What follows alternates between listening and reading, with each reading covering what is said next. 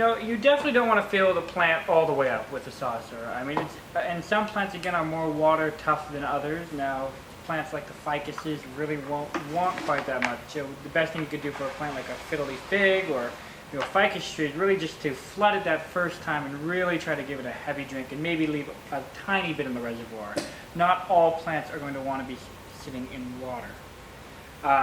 Except, I would say, rhapis and fishtail palm and spathiphyllum, like these are water-loving plants. So you can't go wrong by putting a little extra in summertime. And again, watering really is going to be your main thing you're going to want to be watching out for. Now, above all is watering. I mean, there's going to be feeding, which we're going to talk about. So, transplanting. Now, watering is great. However, if you have a completely over-rooted plant and it's, got all sorts of excess root, it's going to be drinking too much water at once, where you're going to really need to consider repotting down the line just so the roots could have soil to even take water from. Since the soil just holds the water, the roots actually are going to intake it. So if you don't have, if you have an over root bound plant, you're going to really want to contemplate or consider repotting. See, depending on the media,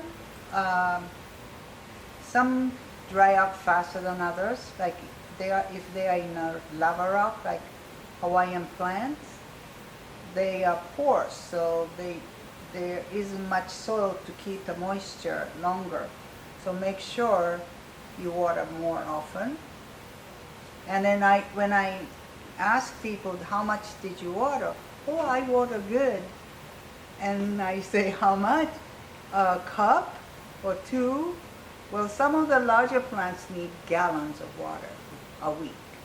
So you just have to gauge, how thirsty it gets between watering. Yeah, and again, like I mentioned a bit earlier, some plants are just going to be taking tons of water up this time of year. It's the active growth season.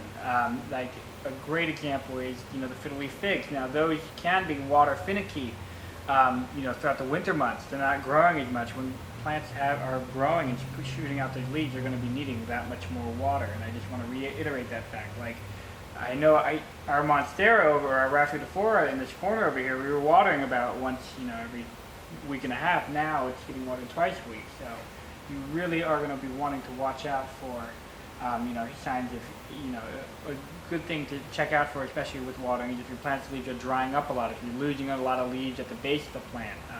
Especially, that means it's going to be a sign of too little water, and your plants might send out stress signals before they go out and die, but you're going to want to look out for some of those signals this time of year, especially. And again, if that's something you kind of have questions or concerns about, give us a call, bring your plant in. You saw, if some of you have seen our Zoom calls to our Instagram, check our Instagram, send us a message, and we could probably help you out with that. But before a plant dies from lack of water, it will send out signs, What are some other ones you think? Yeah, another thing is you need to trim down, occasionally, because they can get really leggy, long, and the more you trim down, the fuller they stay. So this, believe it or not, we actually just kind of were cutting up last week to propagate some more of for the shop. These are called the Tradescantias, or the wandering Jews. They are really really fast vining plants, and again have an insane amount of summer growth. Like, these plants would double in size in just a short course of weeks. And I do want to show you a little bit about propagation, because this time of the year, propagation is also, it's the best time of the year to propagate. Again, no matter what part of the plant, whether it's the leaves, the roots, the stem, they are all going to be using the most energy in these warmer months. Just like us, we can kind of sense when the seasons are changing, so can the plants. Whether they're in a home or outside, they'll both be able to get a grip on that. But we're going to talk a little bit about propagating later on in this call today. Another important thing that I really wanted to touch base on was your lighting. Now, your lighting is going to shift from winter months. Sometimes that once really bright and sunny winter is now way more brighter and sunny. And one thing that's also really important, and we sometimes mess up with this issue here in the shop, is we keep plants too close to a window. Now I know Your farm. your house might be 75 degrees or 72 degrees. That window isn't necessarily maintaining that same temperature. You know, with leaves right up against the window, you could really burn it since there's, you know, light. The glass will retain a certain amount of heat. You know, getting up to those 90, 92, 95s. 100. You could really scorch your plants by leaving them too close. Like I've seen it with our orchid leaves. We thought, oh, okay, you know, they're pretty close. They're about 5 feet away from the window. Even with that 5 feet, the way the sun beats on them can cause sunburning. So one thing you're going to really want to watch out for is maybe put your hand up against the glass your plant is near. And if it's, you know, something more herbaceous and thin leaf, you do want to watch out for that risk of burning. I know I burnt plants even in my greenhouse, or you know, the sunlight does change, and so you might have to make slight adjustments to where your plants need to be housed. And also, don't forget to fertilize in growing season. That's when they, you know, need some nutrients to keep growing. Wintertime, you cut back, right? And if the plant's not growing, it's not going to be uptaking the fertilizer that it's going to be needing. That's why we say we usually discourage heavy feeding, especially in the winter months. Now in the summer, you know, here in the shop we feed our plants almost every 14 to 21 days. So, you know, usually now twice a month, especially when it's really hot and the plants are growing. I know our fiddle leaf figs and our alocasias, we try to feed again, you know, a kelp-based fertilizer every, again, 2 weeks. So it is very pertinent to feed this time of year, since that is when you're going to get the most robust growth, and that robust growth is going to hold, you know, a lot of sugars for the plant in the colder months, like that are to come. Yeah, even succulents, people think, oh, succulent don't need any water. And they bring in a very dehydrated succulent bowl. Basically, they can hold the moisture, but you have to feed and water more often than you think. Some of the customers, you know, I go plant them, and then beautiful in wintertime because it gets rained outside. And in summertime, they look like dried out, you know, sad looking thing. And I tell them to increase watering, and then they come back and, you know, park back more readily and bloom nicely. So don't forget to water succulent too. And one fun thing about the summer is some of those house plants you might have had outside all or inside all winter, you can sometimes, certain cultivars and species move outside during the summer. Now that doesn't mean they can tolerate our 108 degree afternoon sun, but a lot of the tropical plants we have in here, including, like, you know, the Dieffenbachias, especially the alocasias and even the bromeliads to an extent, will survive outside summer temps. Fiddle leaf fig too. Yeah, if they're protected enough. So if you have, let's say, you know, 4 to 6 hours of morning light and the sun kind of recedes around 1 o'clock, 12:30ish, you really can get away with, you know, giving these plants an outdoor growth period, and, you know, that's sometimes actually really healthy and beneficial to plants. And that's, you know, a lot of house plant people forget that plants are all from outdoors. So, you know, those outdoor temperatures really do wonders for them. You know, having them get that, you know, sometimes colder nights we have here, or that temperature, you know, shock that we might get later in the day can give the plant a lot more endurance and acclimation. You know, giving them that stress strengthens them as a plant. Like I know our rhapis palms, you can kind of see these huge palms. They're both very cold and heat tolerant, but you just don't want to keep them in full sun. So one thing to maybe consider is, again, all these houseplants, maybe they're taking room, maybe your light shifted and they're not getting the light they once had in the house. Consider finding a good home for them outside, since, again, plants usually always, what I like to say about houseplants is they're much more giving towards hot temperatures than they are cold. Now, all these plants we usually carry cannot tolerate below 40, but a lot of them, if they're protected from the direct sun, can tolerate the really hot temperatures. If your ficus was, you know, dropping leaves and then bare, it's time to take them out to the shaded area of outside, and they'll revive really fast. And you have to water more often outside, but Daily. Right. So that's one way to revive some of the ficus trees.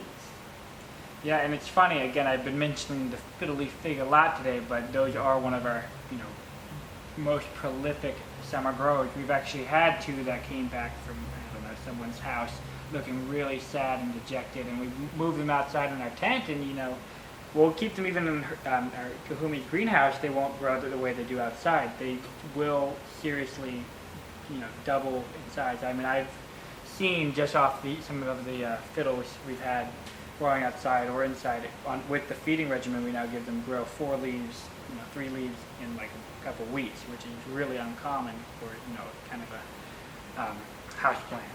Yeah. So that's about all we can cover, but if you have any questions, we can answer. And well, I could talk a little bit about propagating. I know it's summer is a really good time for plant propagation.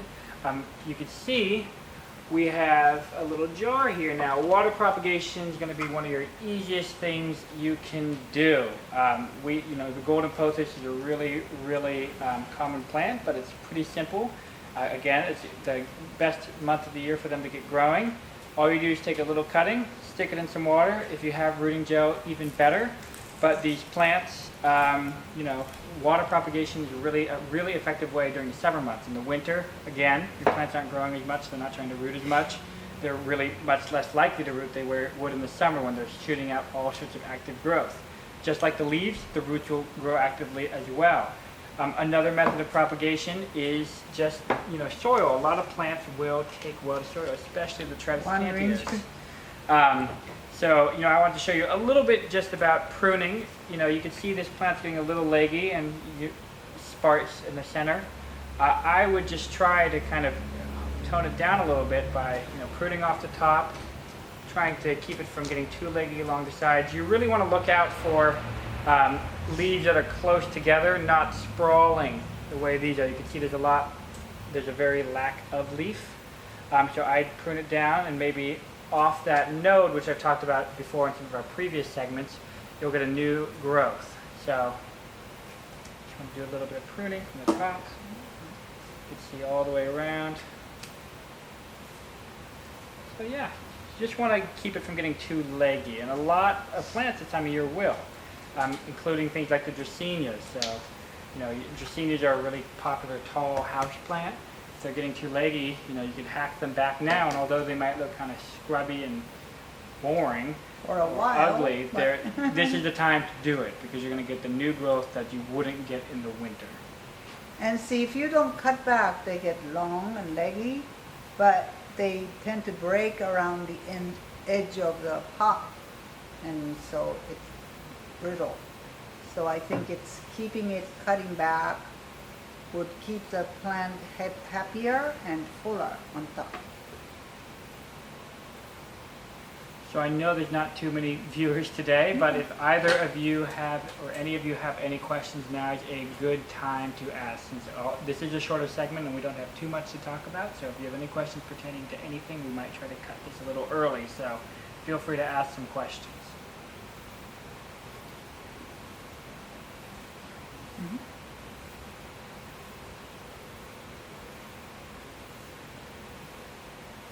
Any questions?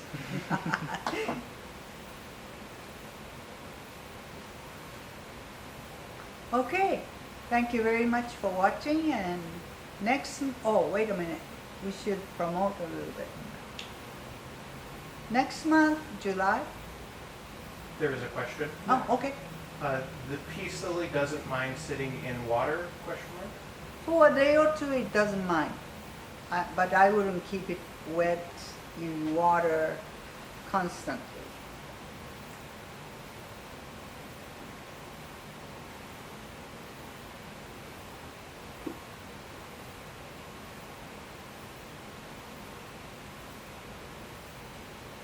Any other question? So for July, have a question? Oh yeah, so we wanted to talk a little bit about what's coming up this next month. So July 3rd and 5th, for the 4th of July weekend. I know we're closed on 4th of July. We are having a big pop-up sale. The entire store is going to be 25% off.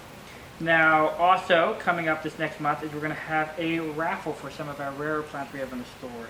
Every $30 gets a ticket, and there's going to be a first, second, and third prize.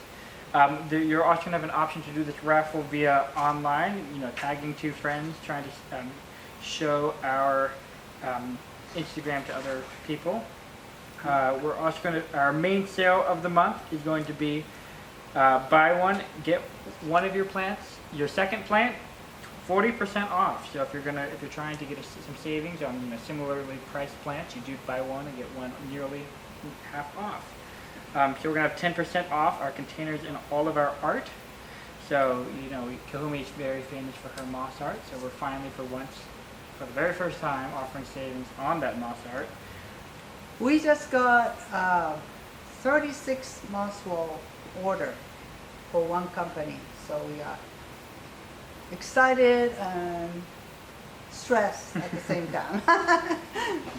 And pertaining to that moss art, we're actually going to be having a moss art Zoom class, kind of similar to the one at the very end of the month on the 28th. But we do, before that, have two swig and digs. One's going to be our terrarium workshop on the 16th. And then we're going to also be having another one, potentially a kokedama workshop on the 30th. All right. Okay, thank you for watching. And sorry Have a we're cool summer. Yes. Sorry about the shorter segment. Bye.